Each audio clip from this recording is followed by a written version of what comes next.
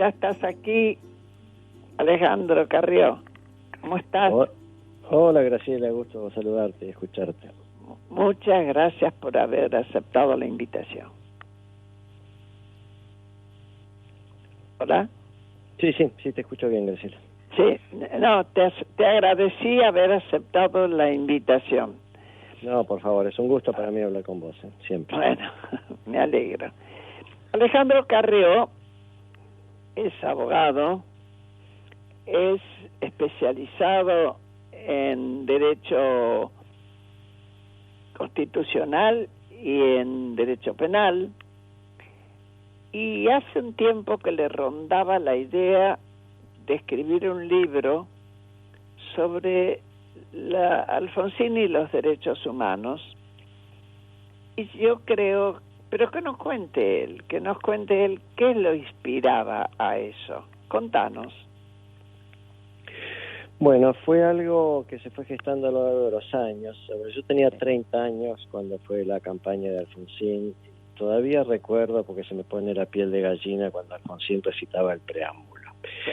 Y yo debo decir, y esta es mi apreciación personal, por supuesto, que fueron los años en donde yo sentí más orgullo de ser argentino, entre 1983 y 1987, puedo decirte algo así. Claro. Creo que Alfonsín hizo algo mucho más importante que recuperar la democracia, porque con muchas dificultades, porque eran muchísimas, recuperó el Estado de Derecho. Para nosotros, los que nos dedicamos a la profesión de abogados y que nos interesa el derecho, Alfonsín fue en ese sentido un lujo, porque puso como prioridad la recuperación del Estado de Derecho y hizo lo que era tremendamente difícil de hacer en ese momento, que era no hacer la vista gorda, no conceder amnistías de hecho o de derecho respecto de todo lo que había sucedido de malo en la Argentina en la década del 70, y decidió hacer juicios paradigmáticos. El que por supuesto mejor recordamos es el juicio a las juntas, por supuesto, pero no olvidó también los crímenes cometidos por los líderes guerrilleros. Entonces, apenas asumido el gobierno, Alfonsín dictó algunos decretos muy importantes. El que todos recordamos, obviamente, es el de enjuiciamiento a las juntas militares. Sí. Muy ligado con eso, el de creación de la CONADEP, organización que te debe resultar familiar, Graciela. Sí, claro. Esa fue también una apuesta de Alfonsín muy fuerte, porque además, contra lo que sabemos por investigaciones posteriores y demás, Alfonsín tuvo bastante poco apoyo de los otros partidos políticos, ni que hablar, y dentro de su propio partido también. Sí. Había un ala de su partido que le decía terminar con eso. Sí, por supuesto, y ojo, gente decente, gente bien intencionada, sí, sacar méritos.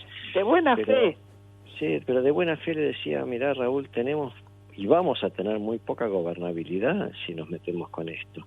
Y Alfonsín creo que, y ahí demostró su grandeza, para él, Alfonsín tenía imperativos morales tremendos, y con una convicción, yo creo que era un gallego cabeza dura en ese sentido, y logró imponer esos imperativos morales. Bueno, era un gallego cabeza dura muchas veces, sí, es una combinación que abunda, digamos.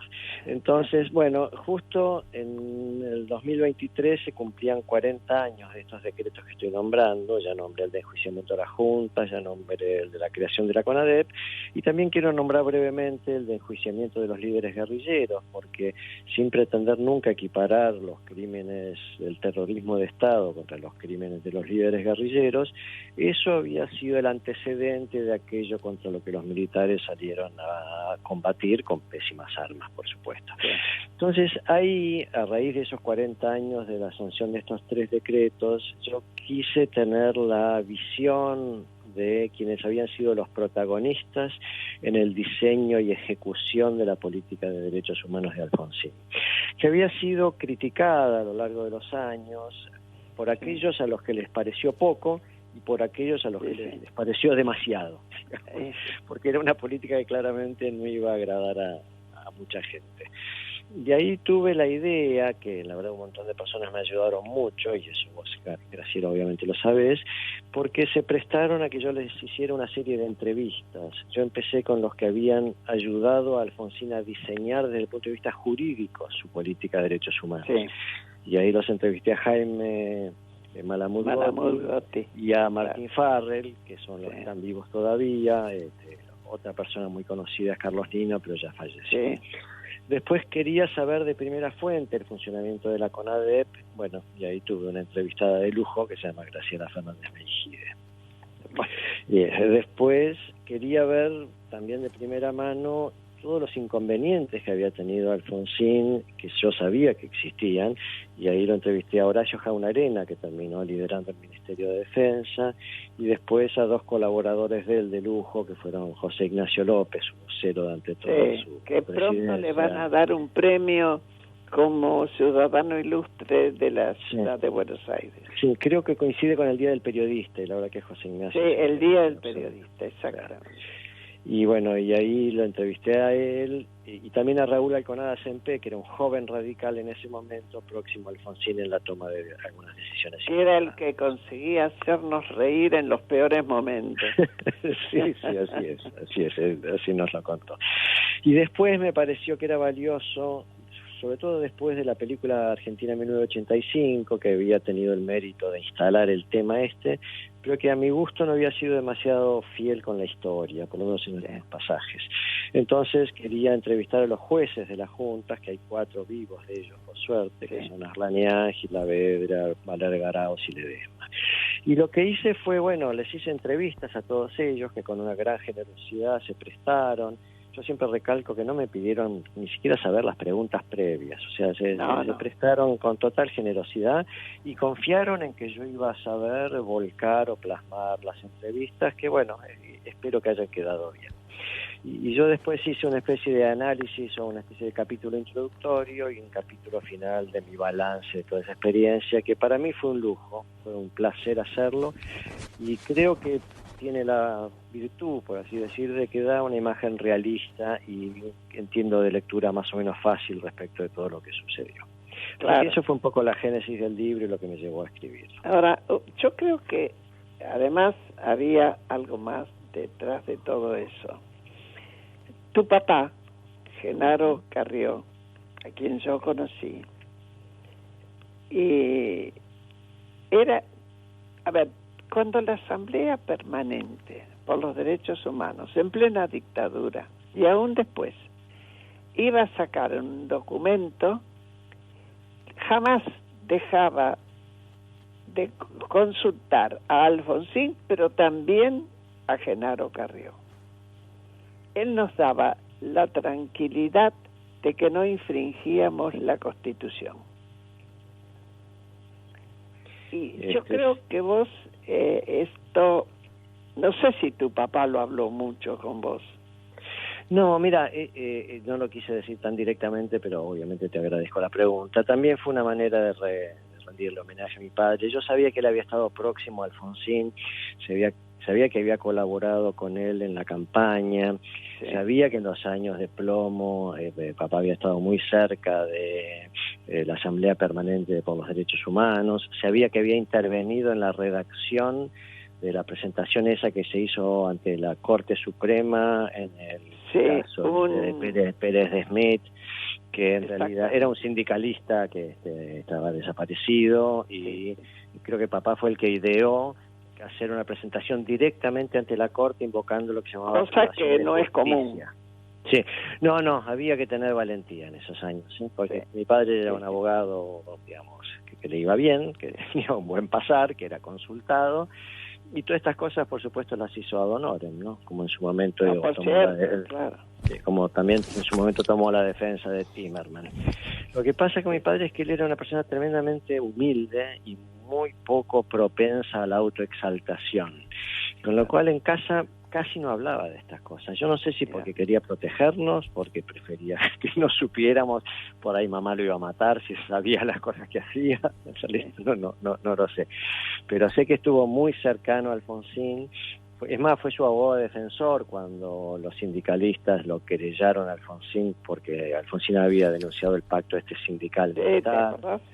Sí, también fue una de las personas que redactó un documento, porque te acordás que sí, obviamente te acordás, los militares poco antes de dejar el poder se amnistiaron a sí mismos. Así es, después de Malvinas, ¿no? Claro, ahí fue cuando el candidato del justicialismo, Luder, dijo que bueno, que esa amnistía iba a tener efectos irreversibles, y por eso es que el peronismo no acompañó de ninguna manera todo el esfuerzo de Alfonsín por los derechos humanos, ni quiso integrarla con ADEP, se la hizo difícil en el Congreso. Y entonces, bueno, el libro también tiene por un poco objeto, a raíz de lo que escuché de algunos de ustedes, más algunas cosas que yo sabía, también rendirle un homenaje póstumo a mi padre, pues ya falleció hace unos cuantos años. Claro. Pablo, ¿vos querés preguntar? Estamos hablando. Sí, me sumo. ¿Cómo le va? Alejandro Carrió. Hola, ¿qué tal? ¿Cómo anda? Bueno, antes que nada, felicitaciones por el libro. Y pensaba también la militancia del expresidente Alfonsín, que no terminó solamente, digamos, con su mandato.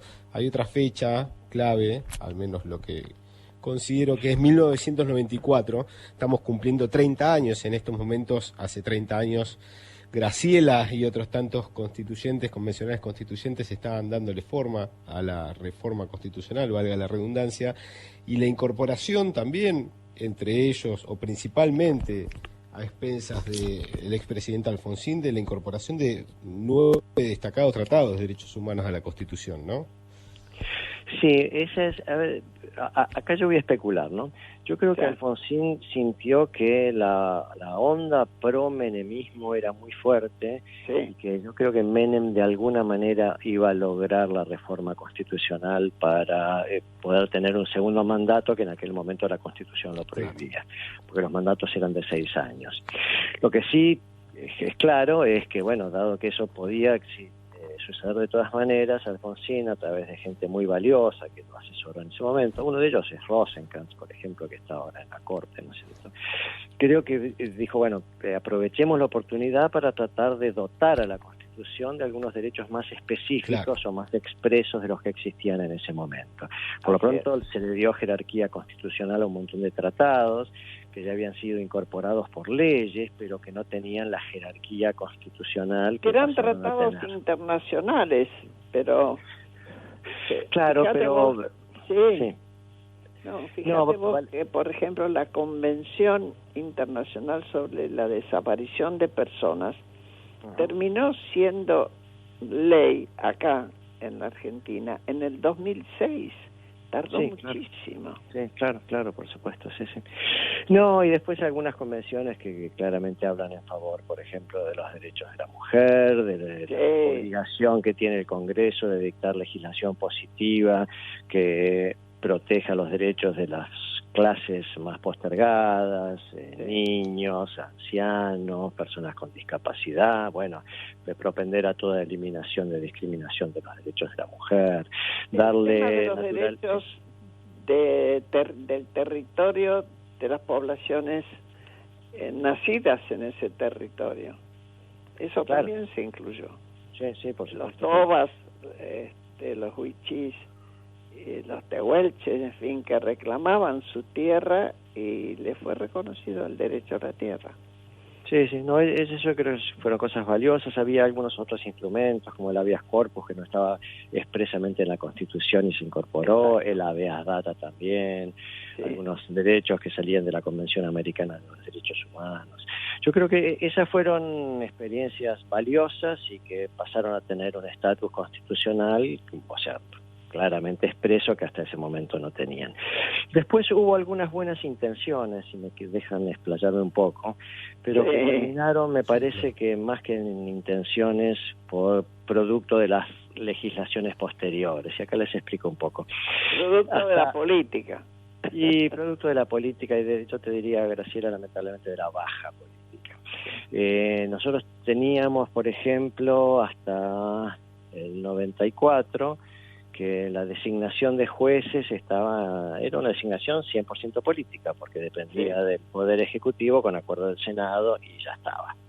Encima la Argentina tiene una historia de un Senado que claramente, como está bien que esté representado por los representantes de las provincias, pero ahí el peronismo tradicionalmente ha tenido mucha influencia en el Senado. Sobre todo en las provincias del norte.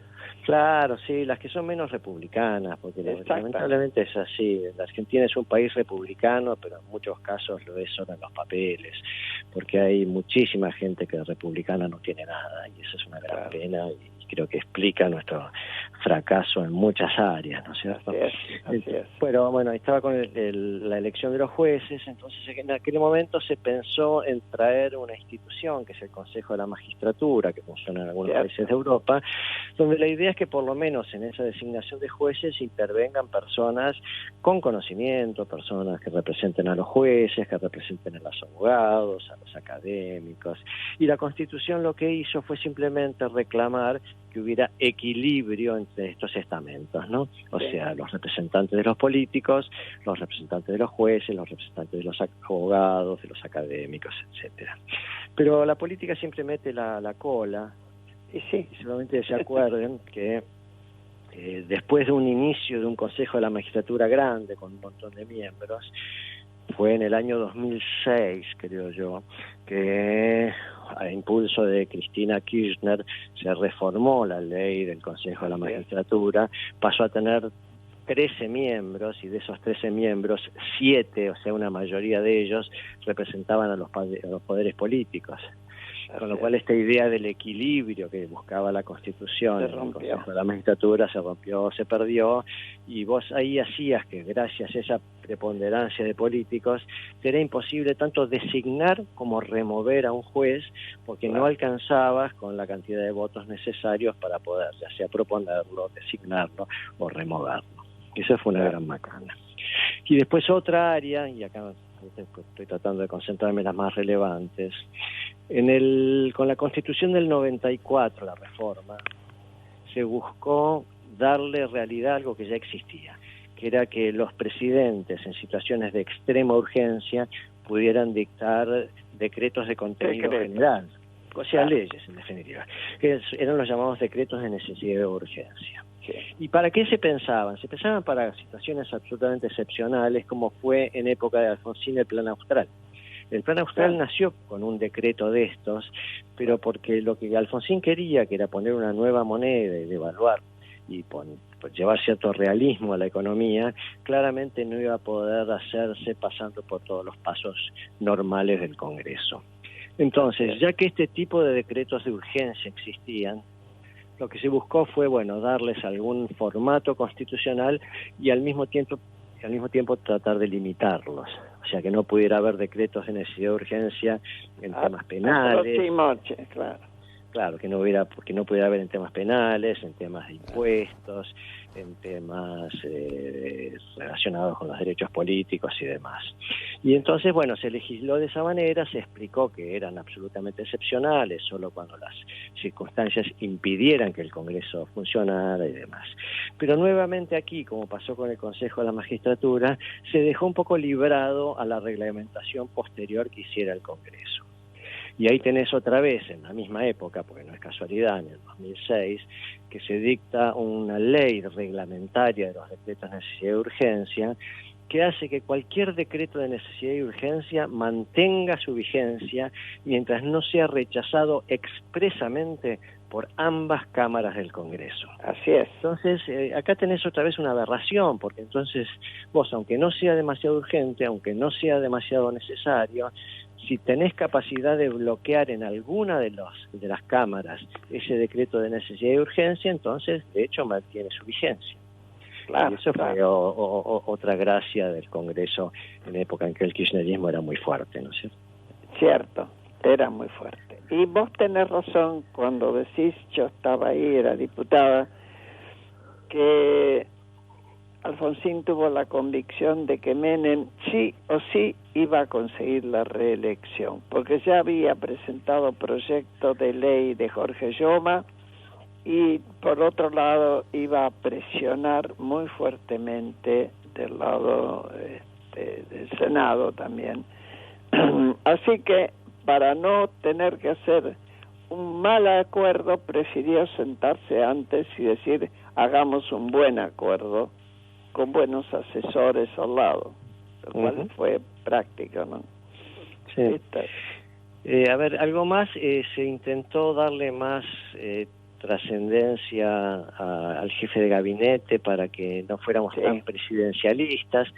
Eso fue una experiencia que, no sé, yo creo que tenés cosas en el debe y en el haber ahí, ¿no? Me parece que no terminó teniendo la relevancia que se esperaba el jefe de gabinete. La idea era que pudiera responder ante el Congreso, que tuviera la obligación de informar cada tanto. La idea era poner casi como si fuera un primer ministro. Claro. Intentando, mirando con envidia el sistema parlamentario. Pero hubo jefes de gabinete que no aparecieron nunca y otros que cumplían.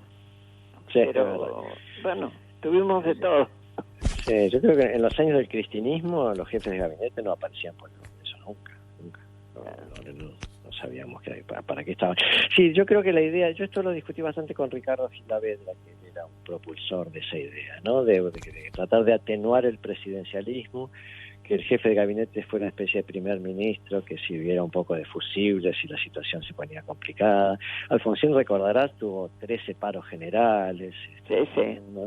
Cuando el peronismo no está en el poder, se vuelven complicados. Claro. Pablo, pregúntale si vos querés... Sí, ahí ya en la recta final de la entrevista, yo pensaba a 30 años de la reforma constitucional, es del contexto en que estamos viviendo en cuanto a cambios a nivel local, a nivel mundial, en todos los órdenes, desde ya el cambio del sistema político, del sistema institucional, es una realidad de lo que fue hace 30 años, el cambio también a nivel social, a nivel tecnológico, estamos frente a una constitución moderna. No estoy abogando por una nueva reforma, pero hay debes seguramente de cara, digamos, a esta actualidad que estamos describiendo. Sí, Pablo, mire, yo creo que uno siempre puede pensar en mejorar los textos, pero nosotros lo que tenemos es una base muy, muy floja en materia de observancia de la ley. Entonces usted puede pensar en la mejor ley, o sea, usted importe la constitución del país que usted más admire, piense que me da lo mismo, de Dinamarca a Irán, el que usted prefiera, me da lo mismo. Pero de todas maneras, cuando esa ley es aplicada por gente que no tiene un espíritu republicano, ahí estamos destrozando el artículo primero de la Constitución y todo lo demás ya pasa a ser secundario, lamentablemente. Así es. Y además son hechos, circunstancias que limitan mucho la posibilidad de comprensión para la sociedad. Vos le decís a la sociedad, Consejo de la Magistratura, y dice, bueno, ¿y a mí en qué me favorece eso? Claro, seguro. Sí, vos hablás de libertad y es otra historia.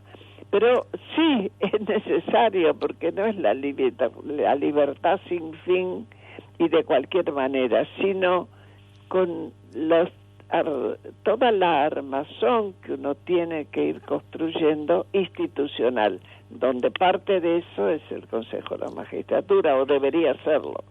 Sí, a ver, imagínate, Graciela, el juicio a las juntas con jueces permeables o poco independientes o cobardes directamente. Hubiera sido otra cosa. Así que, no sé, yo creo que es importante insistir en estas cosas, aunque por ahí yo a veces pienso que yo hablo para un club de pocos, pero bueno, creo que no debemos perder la esperanza, ¿no? Así es, y por eso te invitamos. Bueno. El título del libro, Alfonsín y los derechos. Dale. Alfonsín y los derechos humanos, y abajo en una bajadita está lo más relevante para mí, que son los testimonios de todas las personas que nombré al principio, que son los que me ayudaron para hacer que este libro existiera. Y lo edita Sudamericana, ¿no? Sí, Sudamericana, así es. Muy bien. Muchas gracias, gracias, Alejandro. Muchas gracias por llamarme. Adiós, Pablo, que siga muy bien. Ojalá el libro se mire como vos, con todo el amor con que vos lo escribiste. Bueno, te agradezco mucho el llamado y que siga muy bien. Hasta siempre. Adiós, hasta pronto.